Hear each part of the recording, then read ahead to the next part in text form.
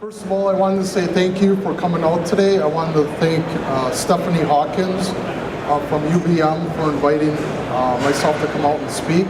I am a local attorney practicing law in Illinois and Wisconsin. And sir, I wanted to thank you for being brave enough to stick around. You right there. But hopefully some people are going to hear me talking and they'll stop in. You never know. So whether I speak before one client or 50 or 100, I always appreciate the opportunity. So again, thank you. So the healthcare industry in the last 6 years has been focused so much on the healthcare, Obamacare, commonly known. And there are so many other issues that arise within the healthcare industry, including manufacture in the healthcare industry. Some of the other issues facing physicians and hospitals and manufacture of healthcare industry products are violation of the Stark Law, tax exempt status, antitrust issues. In the last 20, 30 years, there's been a lot of mergers between hospitals and so forth. So a lot of these legal issues have come out as well. Also, the list of issues within the healthcare industry would include tort reform.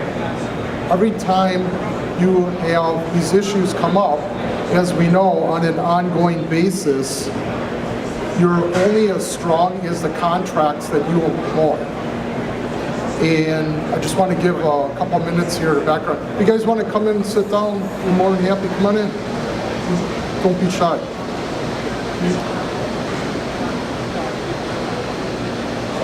We have another brave soul among us.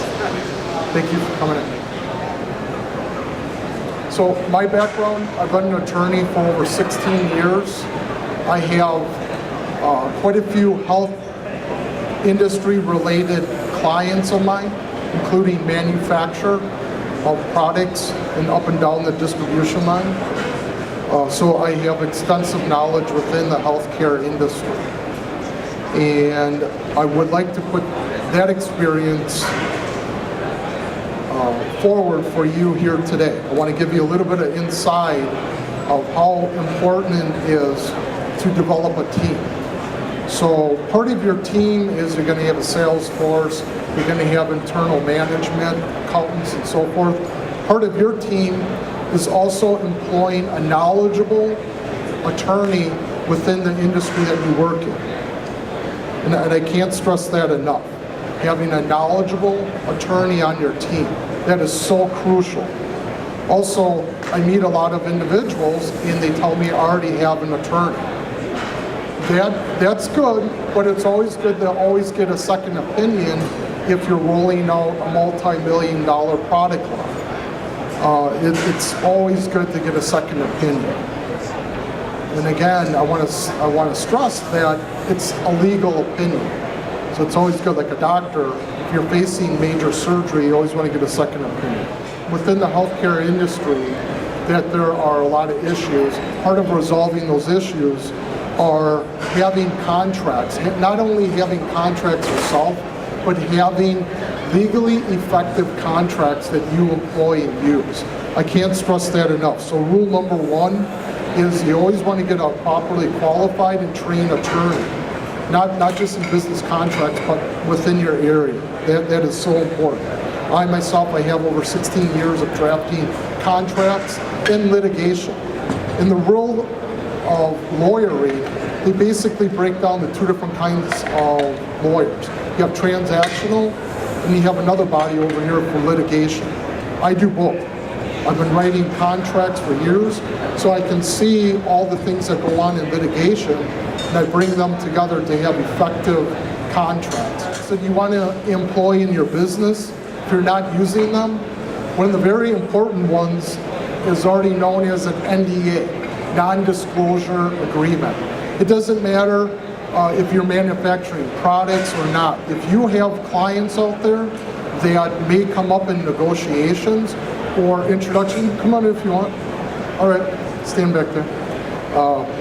part of the negotiations or getting the new clients, until you get to know them, you may have strategic clients that you're doing 80% of your business with, and they may be introduced to a competitor indirectly, and they may try to take your client. And NDA stops all that. If you have strategic information that you want to protect, whether it's clients or products or patents, you have to not only use an NDA, but you have to use a proper executed non-disclosure agreement.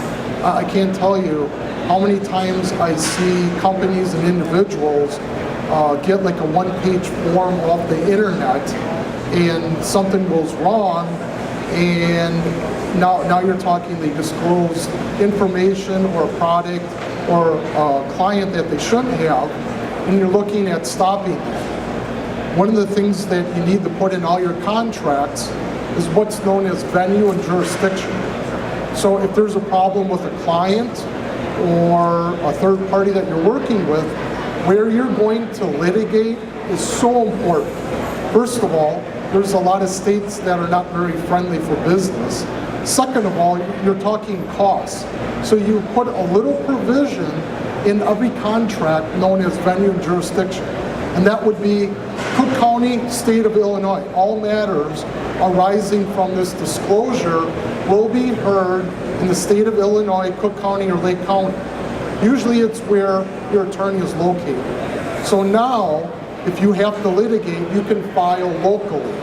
You file locally, you just saved yourself $5,000, $10,000, $20,000 from having to go into a foreign state to litigate. That's huge. That can save you so much money right there alone.